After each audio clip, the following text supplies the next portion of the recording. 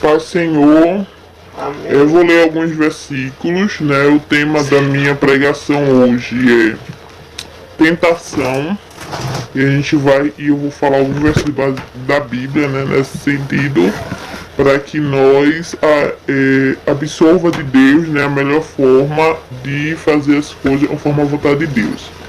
Primeiro eu vou ler Romanos 12, do 1 ao 2, que diz: Rogo-vos, pois, irmãos, pela compaixão de Deus, que apresenteis o vosso corpo em sacrifício vivo, santo e agradável a Deus, que é o vosso culto racional, e não vos conformeis com este mundo, mas transformai-vos pela renovação do vosso entendimento, para que experimenteis qual seja a boa, agradável e perfeita vontade de Deus. Né? O que fala esses dois versículos?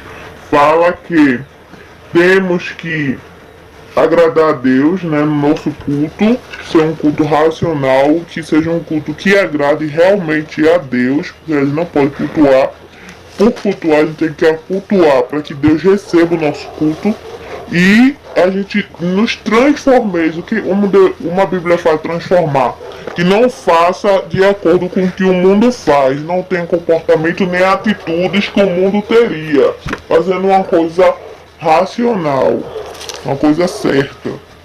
Agora eu vou ler 1 Coríntios do 10, do 12 ao 13, que diz: Aquele, pois, que cuida estar em pé, olhe que não caia. Não veio sobre vós tentação senão humana, mas fiel é Deus, que vos não deixará tentar acima do que podes, antes que a tentação dará também a escape para que possa suportar.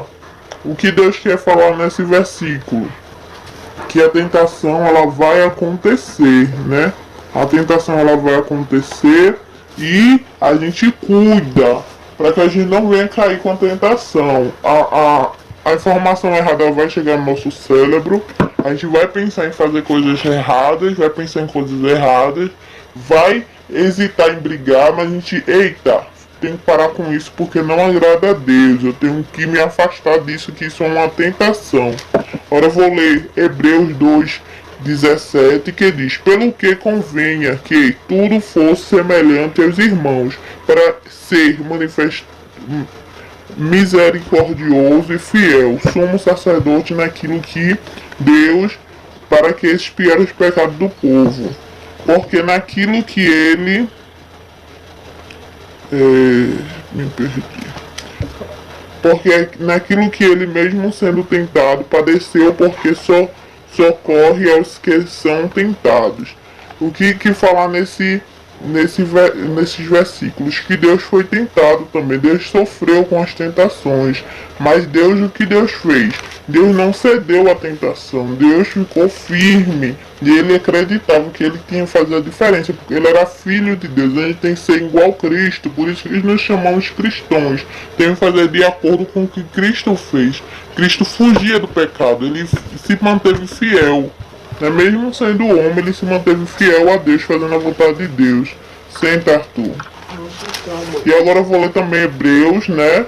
No 4, que é o versículo 14 e 16, e diz: Visto que temos um grande sumo sacerdote, Jesus Cristo, que penetrou nos céus, retenhamos firmemente a vossa confissão, porque não temos um sumo sacerdote que não possa compadecer das nossas fraquezas, porém um que, como nós, tudo foi tentado, mas sem pecado, chegando, pois, em confiança ao trono da graça, para que nós possamos alcançar misericórdia e achar graça, a fim de sermos ajudados em toda oportunidade.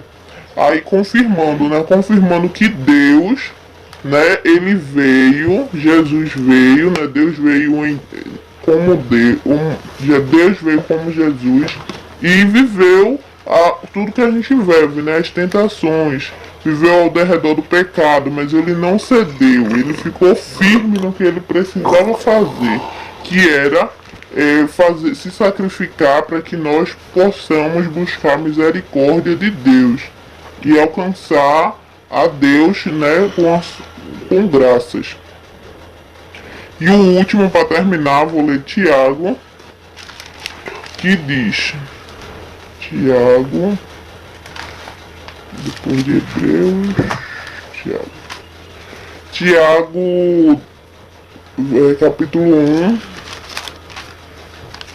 do 12, que diz: bem-aventurado o varão que sofre tentação, porque quando for aprovado, receberá a coroa da vida, a qual o Senhor tem prometido aos que o amam. Ninguém sendo tentado, diga: de Deus sou tentado, porque Deus não pode ser tentador, pelo qual ninguém tenha, mas cada um é tentado quando atraído, enganado pela sua própria concupiscência, pela sua concupiscência. Onde a Bíblia fala concupiscência, ela está falando das suas vontades, do seu eu, do meu querer, o que eu quero. O ser humano, por natureza pecaminosa, ele quer brigar, ele quer arengar, ele quer contender, ele quer arengar, ele quer fazer o que quer. Isso é a natureza, a sua concupiscência. E ele diz que não seja atraído com suas concupiscências. Depois, havendo concupiscência, concebido da luz do pecado, e o pecado sendo consumado gera morte. Gera morte, a morte que ele fala aqui é a morte eterna. A morte, porque tem a vida eterna, que a gente vai para o paraíso e vai glorificar Deus lá, e tem a morte eterna, a gente vai ser queimado junto com o diabo no mar de fogo e enxofre. E o último, eu pensei que era o último é o 4:7 também de Tiago. 4:7 de Tiago, que diz. Aí eu terminei assim, né? 4:7 de Tiago, que diz assim. É 7, né? Sujeitai-vos, pois, a Deus, resistir ao diabo e ele fugirá de vós.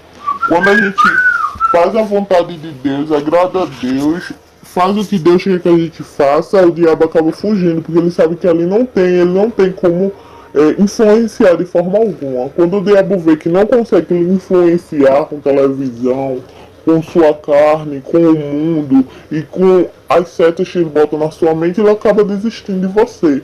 Mas para ele desistir de você, você tem que realmente resistir a ele, né?